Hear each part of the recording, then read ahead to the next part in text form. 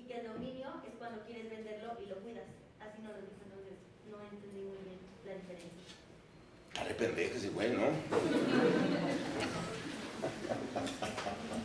Mira, la diferencia es bien sencilla. La propiedad es el derecho que tú tienes sobre un objeto.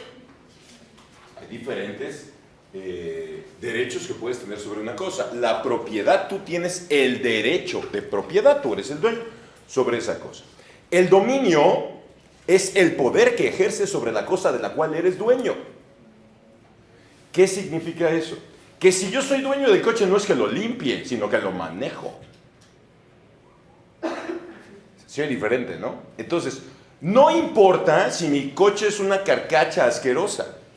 No importa si mi coche cada vez que paso por un bache se escucha cómo los tornillos se aflojan más.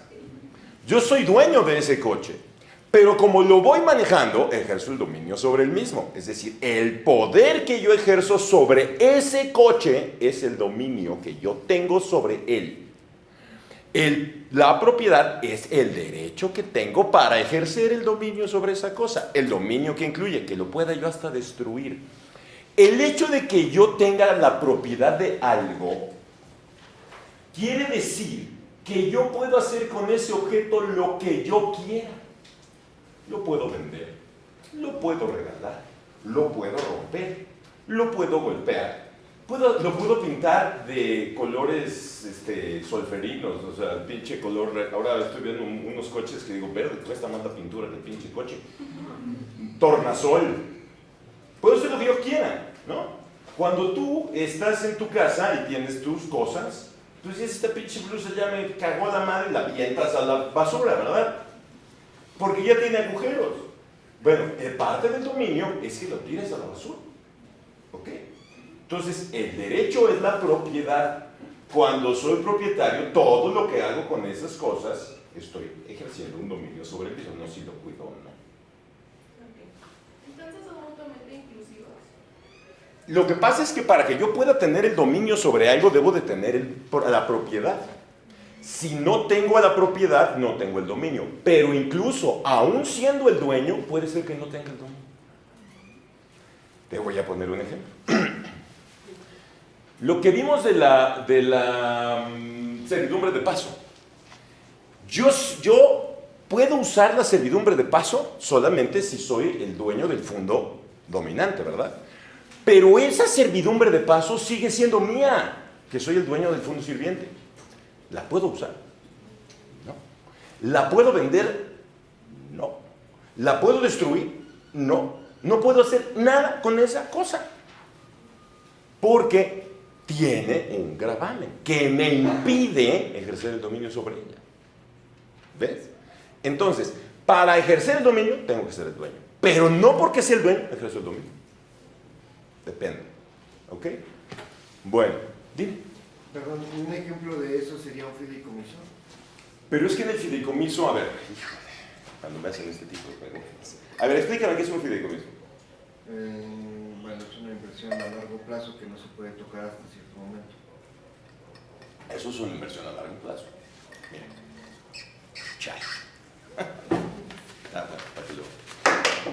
En un fideicomiso hay tres partes.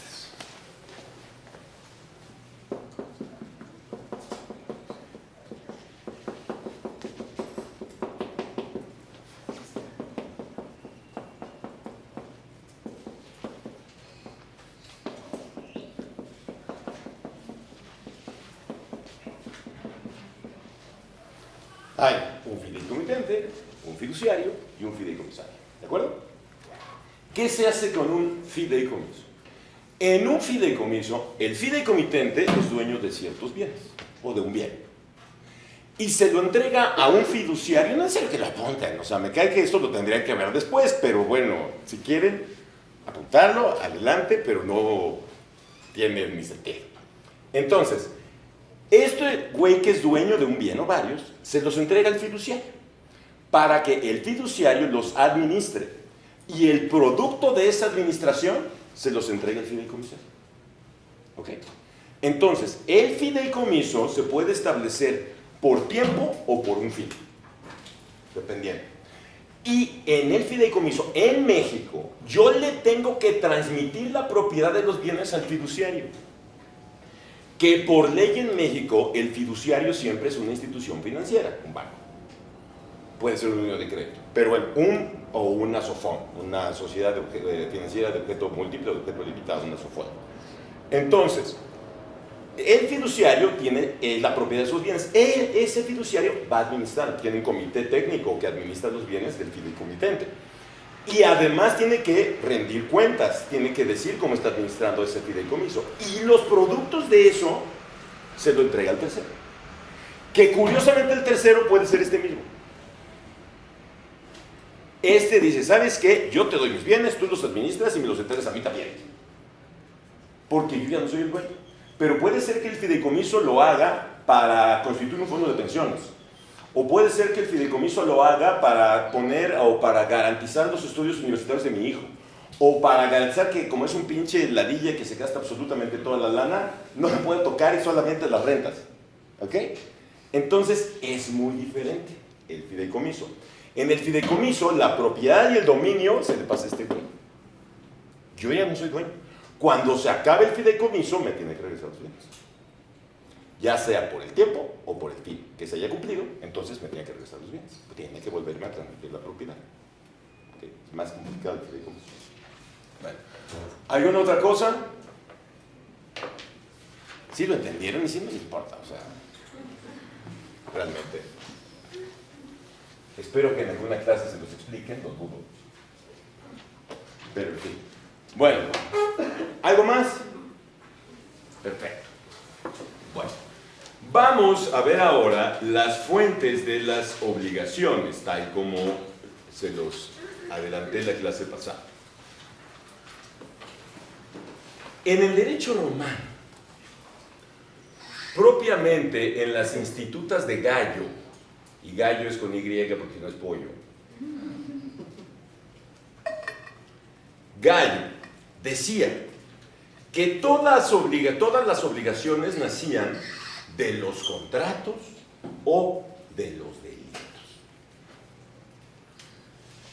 Justiniano, cuando se encarga de hacer la compilación de todo el derecho, él tenía un problema. Ese güey, a huevo, todo tenía que ser con el número 4. Todo. ¿Por qué? Porque según él era numerólogo, o sea, pendejadas. ¿Y por qué 4? Porque él decía que había distintos números perfectos que al combinarse con otros números perfectos daban a su vez números perfectos. Entonces él decía que un número perfecto era el 4. ¿Por qué? Por los puntos cardinales, no como dice el pendejo de Nicolás Maduro que son 5, son 4. Norte, sur, este y oeste. Entonces, los 4 puntos cardinales, número perfecto. Y otro número perfecto para él era el 3. Por la Santísima Trinidad, ya estamos de la chingada, pero bueno. Y él decía que si multiplicabas 4 por 3 dan, y 2 eran los apóstoles de Jesús, que eso es una copia de Mitra, que es el dios de los soldados, que también tenía 12 apóstoles, por cierto, y también resucitó al tercer día, por cierto. Y además, decía que si sumábamos 4 más 3 daba, y 7 días se tardó Dios en hacer el mundo. Cosa que es falsa porque se tardó 6. En el séptimo se echó la hueva, ¿no? Y sigue hasta la fecha igual. Porque a mí me llama mucho la atención, ¿no? O sea, cómo la gente se encomienda tanto a Dios. Y Dios nunca falla, Dios todo lo tiene perfecto. El otro día les ponía un ejemplo. Dios nunca falla. Fíjense, si yo le pido a Dios 5,000 pesos, 5,000 pesos, y de repente me caen 5,000 pesos. ¿Por qué? Porque Dios me ama. Pero si me caen 10, yo le pedí 5. Pero me caen 10. Es que Dios me ama más. Pero si no me cae el dinero, es que Dios me está poniendo a prueba. Pero si me cae después de mucho tiempo, es que los tiempos de Dios son perfectos. O sea, chinga mi madre, güey. O sea, la neta, con esa clase de servicio, güey. Pero bueno, entonces, por eso, a huevo, con Justiniano, todo tenía que ser 4. Y cuando él llega a hacer la compilación del derecho, se encuentra con esa mamada de Gallo, que es el único que dice las fuentes de las obligaciones, y dice, no mames, como 2, tienen que ser 4. Y entonces lo cambió. Si uno lee a Gallo en su libro, en las instituciones, eso es lo que dice, las obligaciones nacen de los contratos y de los delitos. Pero si la misma frase la encontramos en el digesto, dice otra cosa. Dice, las obligaciones nacen de los contratos, de los delitos y por otras causas. Ya si yo pongo por otras causas, chingo a mi madre, pues el número que yo quiera, vale, ¿verdad? Y por lo tanto, para la doctrina justinianea, las fuentes de las obligaciones son los contratos, los delitos, los cuasicontratos y los cuasidelitos.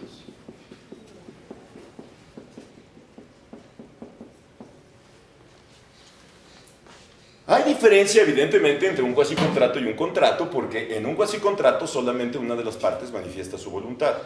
Y en un cuasidelito, él hablaba en esa época de los delitos que no eran dolosos, de los delitos que eran culposos. Es decir, yo puedo cometer un delito aún sin querer. Y eso aún el día de hoy. Por ejemplo, si yo voy manejando mi coche por el periférico y un cabrón se le ocurre aventárseme del puente porque se quiere suicidar y yo lo mato, estoy cometiendo un delito.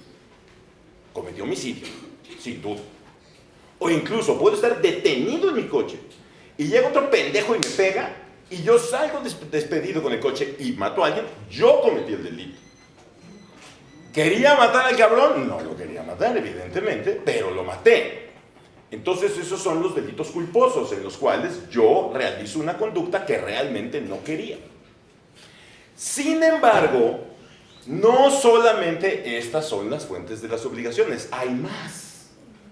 Hay más. Porque también la declaración unilateral de la voluntad es fuente de las obligaciones. Y ustedes ven declaraciones unilaterales de la voluntad todo el tiempo aquí en los pasillos de la facultad. Se me perdió mi chamarra. Doy recompensa. Lo vemos cada rato que se les pierde algo y están ofreciendo recompensas. Se me perdió el teléfono y ya me chingues, nunca me van a regresar. Luego, entonces, la declaración unilateral de la voluntad también es una fuente de las obligaciones. También la ley. La ley crea obligaciones. Y por supuesto, las sentencias que dictan los jueces para resolver una controversia, también esas son fuentes de las obligaciones. Entonces, realmente, las fuentes de las obligaciones son 7. Tenemos que las obligaciones nacen de los contratos, de los delitos, de los cuasicontratos, de los cuasidelitos, de la declaración unilateral de la voluntad, de la sentencia y de la ley.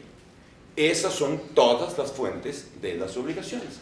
Y evidentemente vamos a ir estudiándolas y analizándolas una por una. Bueno, entonces, continuamos. Vamos a comenzar a estudiar la primera fuente de las obligaciones, que es el contrato o los contratos.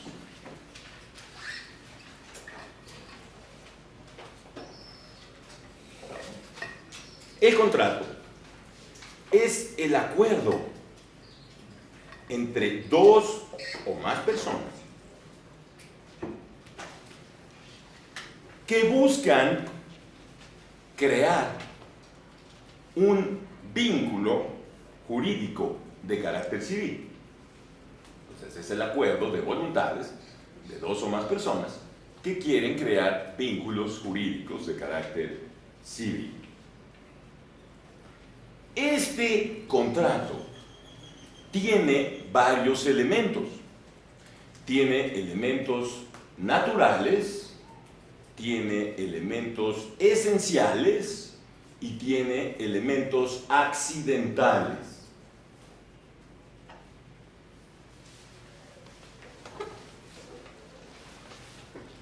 Los elementos naturales del contrato son las características propias de cada uno de ellos.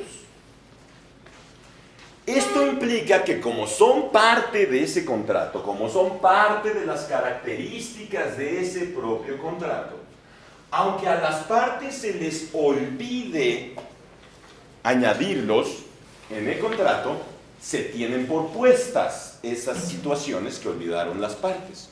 Ejemplo, miren, cuando yo celebro un contrato de arrendamiento, cuando yo voy a rentar algo, el contrato de arrendamiento es ¿para qué? Para que me den el uso de algo a cambio de un pago, ¿verdad? Si yo no pongo en dónde se tiene que pagar la renta, de todos modos sé que tengo que pagar la renta. ¿Y en dónde van a tener que cobrar la renta? Pues en el lugar que estoy rentando. Ahí es. Eso es un elemento natural. Aunque se me haya olvidado, se tiene por puesto. Cuando yo celebro un contrato de compraventa en México, de lo que se trata el contrato de compraventa es de que yo quiero adquirir la propiedad de un objeto a cambio de un precio. Si yo no pongo que se transmite la propiedad, de todos modos se transmite, porque el contrato tiene esa característica, ¿de acuerdo? Entonces, cada uno de los contratos tiene características que lo distinguen de los demás. Y esas características que tiene cada uno de esos contratos se les llama justamente elementos naturales. Luego tenemos los elementos esenciales. Los elementos esenciales de contrato son aquellos que deben estar todos en el momento de la celebración del mismo. Y la falta de uno de ellos provoca que el contrato no sea válido. Entonces, todos estos elementos esenciales deben estar en el momento de la celebración del contrato. De faltar alguno o tener algún defecto, la consecuencia es que el contrato no será válido, será nulo o será inexistente dependiendo lo que tengamos. ¿Cuáles son los elementos esenciales de un contrato en Roma?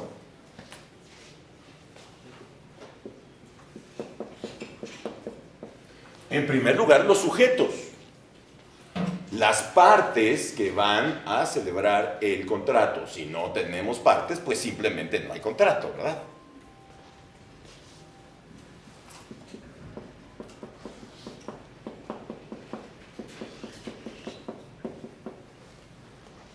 El consentimiento. El consentimiento. El consentimiento que es la manifestación de la voluntad. Si no está la manifestación de la voluntad de querer celebrar el contrato, pues simplemente el contrato no se puede dar.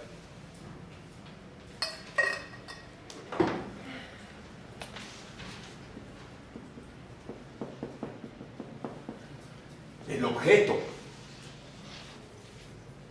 las prestaciones, la cosa en sí, ¿verdad? Ese, si no está también en el momento de la celebración del contrato, no determinamos cuál es el objeto, pues el contrato simplemente no produce efectos.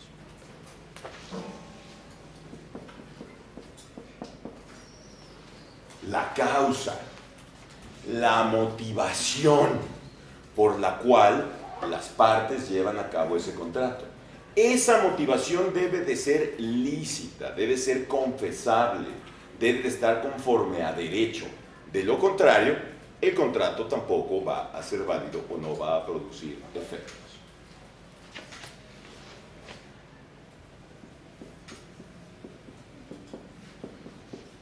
Y la forma. La forma, que son los requisitos que me exige la ley para la celebración del contrato. En algunos casos, esa forma cobra tal trascendencia que si yo me alejo de la forma, si yo me alejo de los requisitos que la ley me exige para la celebración del mismo, entonces el contrato no vale. Si yo quiero cometer matrimonio, cosa que no le recomiendo a nadie, pero son una bola de pinches tercos que siempre lo hacen. Si yo quiero cometer matrimonio y voy a la kermés a casarme, pues no estoy casado, ¿verdad? Si yo quiero ir a la playa y jurarle la energía universal, amor eterno, tampoco estoy casado. Para que yo esté casado, ¿qué chingados tengo que hacer? Ir con el juez de registro civil y decirle, me quiero chingar aquí frente a usted para toda mi vida. Entonces el juez del registro civil dirá, ¿está usted seguro de lo que estoy haciendo? ¿No está muy pendejo? ¿No viene drogado, borracho? Porque eso sí te preguntan. Dice, no, entonces cuando uno dice no voy ni drogado ni borracho, entonces quiere decir que voy porque estoy convencido y eso quiere decir que debería de estar en estado de interdicción porque estoy muy pendejo. Pero bueno, si no celebro el matrimonio frente al juez del registro civil, no vale, no estoy casado. Si quiero hacer testamento, lo tengo que hacer ante el notario. Si yo dejo una pinche cartita en mi cuarto, ahí abajo de mi almohada, diciendo, por favor, yo quiero que todos mis bienes se los den a mi perro, me van a mandar a la chingada.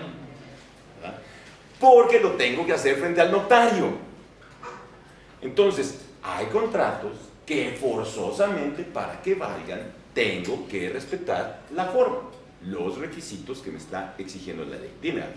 ¿Para usted existe alguna diferencia entre contrato y convenio? Claro que existe una diferencia entre contrato y convenio y hasta viene en la ley.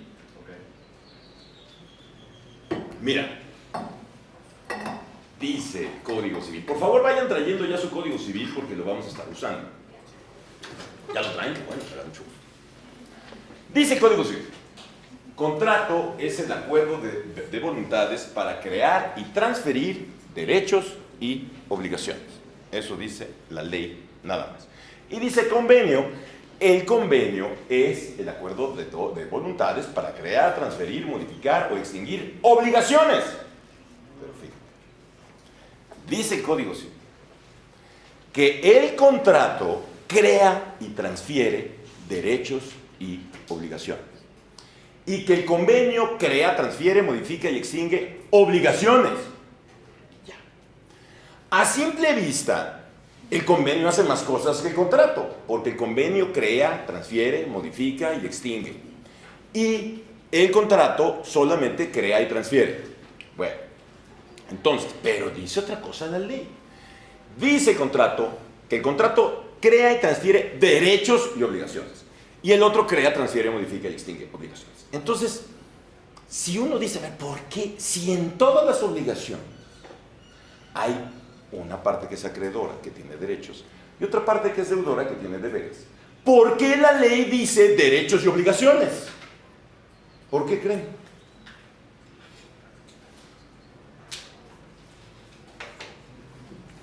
Puede ser porque son sinalagmáticas, o sea, para relaciones bilaterales. Pero ¿por qué eso que tiene que ver con derechos y obligaciones? También el otro es sinalagmático, porque es el acuerdo de dos personas para crear, transferir, modificar y extinguir obligaciones. Y el otro dice crea y transfiere obligaciones, derechos y obligaciones. ¿Por qué dice derechos y obligaciones y no solamente obligaciones? Porque en el convenio te puedes liberar de una obligación, por una renuncia en un trabajo. Pero reitero, ¿por qué allá dice derechos?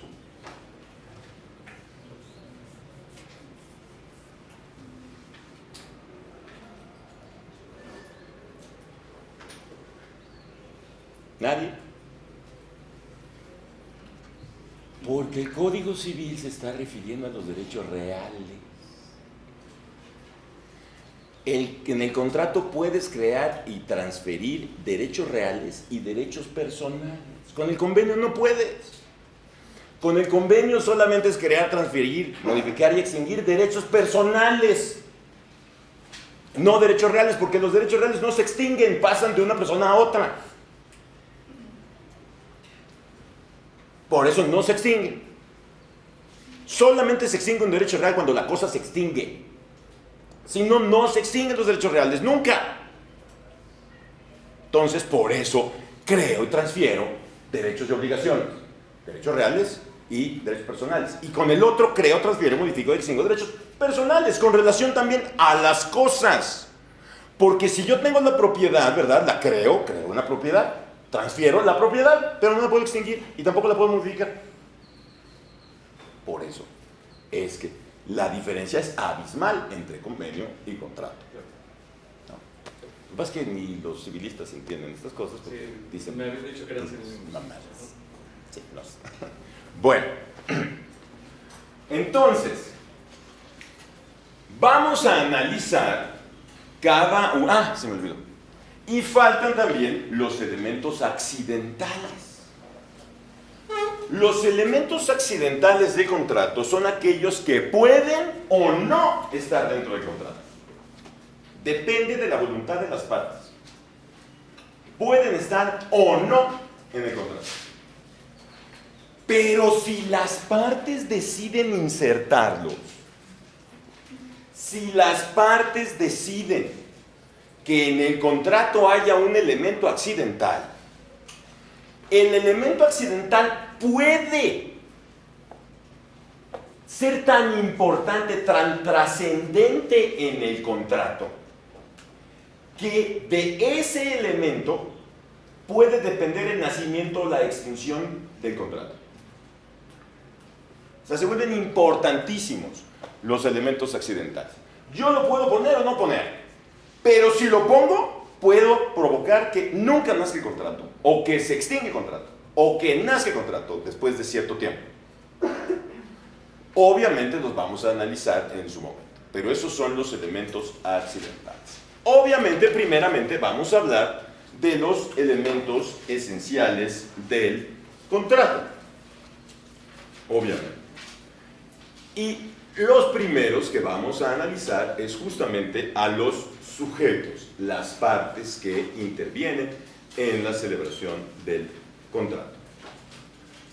Cuando hablamos que vamos a analizarlos, nos referimos a qué vicios pueden presentar cada uno de estos elementos, porque cuando no tienen ningún problema, pues simplemente con que estén es suficiente. El problema es cuando presentan un vicio, y un vicio no quiere decir, como ustedes que se empedan, sino alguna corrupción. Cuando hablamos de un vicio es una corrupción dentro de un elemento o de una persona. ¿Cuál es el principal vicio que pueden tener los sujetos? El principal vicio es la incapacidad, porque la incapacidad provoca que no se puedan celebrar actos jurídicos. Entonces, ese es el principal vicio, el de la incapacidad. Sin embargo, hay varios tipos de incapacidades. En primer lugar, tenemos la incapacidad general, en cuyo caso la persona no puede celebrar ningún negocio. Tiene incapacidad absoluta para celebrar cualquier tipo de negocios cuando hay incapacidad general. En Roma solamente se presenta en los infantes. Los infantes tienen una incapacidad general, no pueden llevar a cabo ningún negocio. ¿Quiénes son los infantes? De 0 a 7 años, porque ya dijimos que infant significa el que no sabe hablar bien. Bueno, pero también hay incapacidades específicas. Y las incapacidades específicas es que ciertos sujetos no pueden celebrar ciertos negocios. Como por ejemplo los abogados. Los abogados no podemos aceptar en pago el objeto del pleito o parte del objeto del pleito, como hacen muchos compañeros pendejos de la profesión. Yo te llevo tu asunto, pero me vas a dar la mitad del terreno. Eso es nulo, porque está prohibido. Aún en México está absolutamente prohibido hacer eso. Yo no puedo quedar, no es mi socio. Yo lo estoy patrocinando. Sí le puedo decir, te voy a cobrar lo que vale la mitad del terreno, pero no me puedo quedar con el terreno, ni comparto el terreno. Eso está prohibido. El negocio es nulo. Grábenselo de una vez. Luego, por lo que se refiere a los incapacitados mentalmente, que son de dos tipos. ¿Ya les dije cuáles? Bueno, que ustedes sí. En Roma había dos tipos de locos, ¿verdad? Los furiosi, que son los locos agresivos.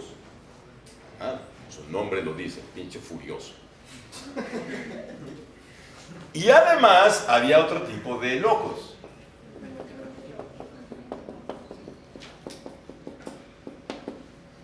Los mentecati.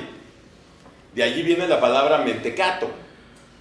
Entonces, los mentecati son los que están sentaditos en su esquina haciendo burbujitas de baba y no le hacen daño a nadie, ¿verdad? Pero es lo único que hacen. Entonces, esos eran los dos tipos de locos en Roma. En México hay muchos más. Es más, yo estoy seguro que si todos nos hiciéramos un examen psiquiátrico, todos estaríamos en estado de interdicción. Todos estamos de pinches locos, todos. ¿Y los pródigos dónde entran? Es que los pródigos están aparte. Vamos a hablar primero de estos dos, de los furiosi y de los mentecapti. Los pródigos son otros que están también, que se les consideraba locos. El pródigo, ya saben, que no es el que se va y regresa. El pródigo es el que se gasta todo. Como en la sociedad actual. México somos sumamente pródigos. Viene ya Semana Santa, nadie tiene dinero, pero a huevo hay que irse a Acapulquito. Voy a pedir el coche prestado, no hay hotel, me vale madres, me voy a dormir en la playa, me llevo hasta el pinche perico. Se me descompone el coche, se muere la abuela, hay que traer la cobijada arriba, pudriéndose allí en el sol. Todas esas cosas que sí pasan. Y después de Semana Santa, en donde ya se le endeudaron mamón, ahí ves las pinches filas afuera del Monte de Piedad, que van a embargar absolutamente todo, y hay veces hasta por quinta o sexta vez. Vengo con mi bocina, vengo con mi reloj, vengo con mi tele, vengo con mi despertador, cualquier cosa uno puede encontrar en el pinche Monte Piedad, lo que sea encuentras en el Monte Piedad. Ahí están las filas inmensas. Y dices, oiga, pero ¿para qué se endeuda? Pero pues lo bailado, ¿quién me lo quita? Eso es muy mexicano. Sí, pero el sufrimiento tampoco nadie te lo quita, ¿eh? Nadie. Y además tampoco, así que digas, no mames, ¿te la pasaste súper chingón? No creo. Durmiendo en la arena, ¿verdad? Y cómo te pisan, y te avientan, y te gargajean, y te escupen, y vomitan, y todas esas cosas maravillosas que pasan en esos fechas. Bueno, entonces, los pródigos, el tema es que ellos podían solamente, lo que no podían era gastar. Era lo único que no podían hacer. Pero sí podían hacer negocios que aumentaran su capital. Pero gastar no podían, estaba prohibido. Porque si no, pues, decían los romanos, al rato me va a costar a mí como Estado. Los furiosi y los mentecapti dicen que no podían celebrar contratos, salvo en sus momentos de lucidez. Hay momentos en los cuales el pinche loco furioso ya no está tan furioso. Y hay momentos en que el mentecapti me está echando burbujitas de baba y me puede platicar algo coherente, ¿verdad? Y dices, no mames, este güey ahorita no está loco. Normalmente sí está, pero ahorita no está. Eso es un periodo de lucidez, en donde la persona actúa como si no estuviera loca. Bueno, entonces los romanos decían que en sus periodos de lucidez, este tipo de personas sí podían celebrar contratos. ¿Qué les parece a ustedes la idea?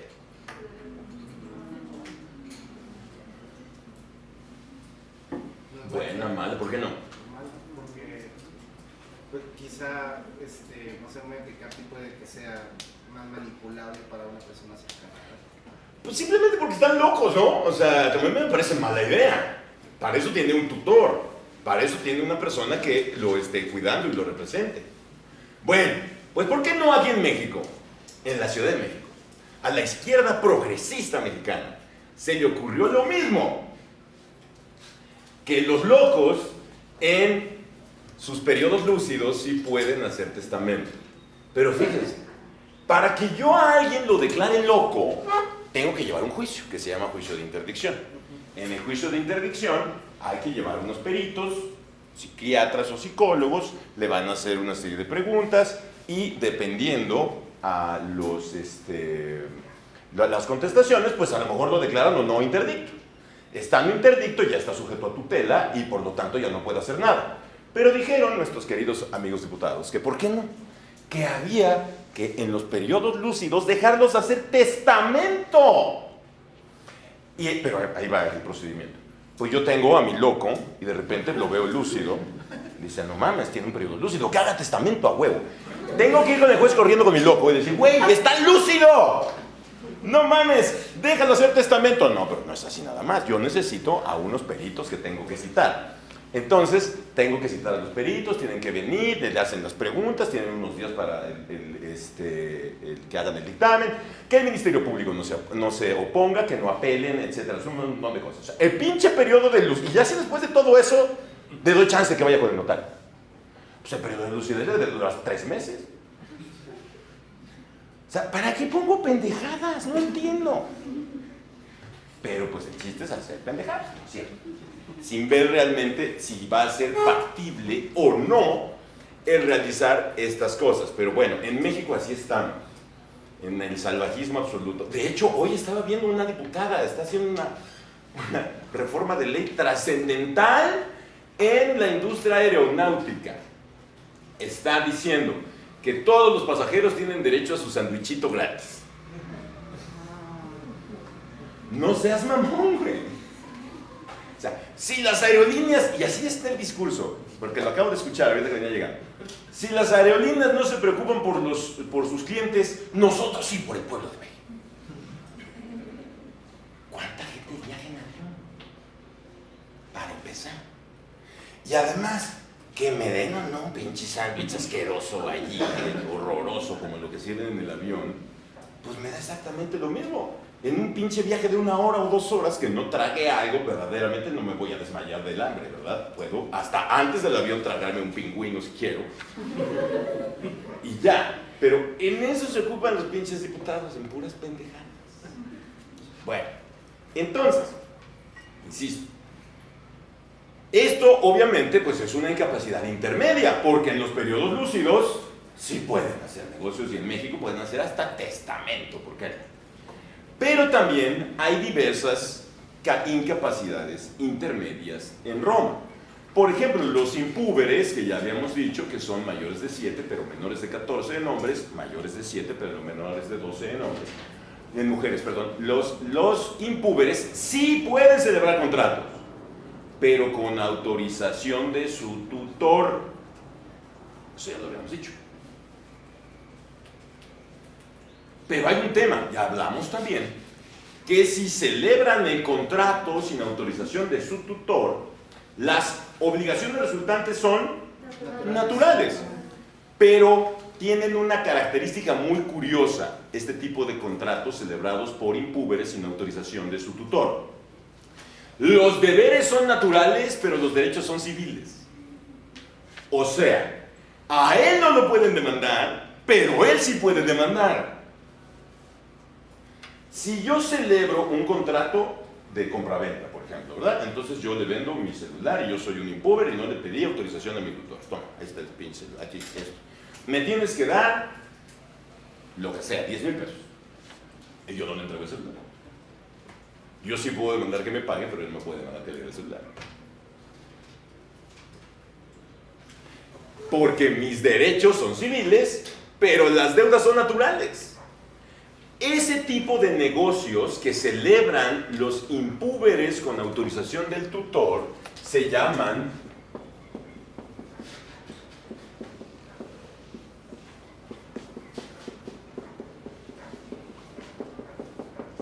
negocios claudicantes. ¿Qué es claudicar? Eso es español. ¿Qué es claudicar?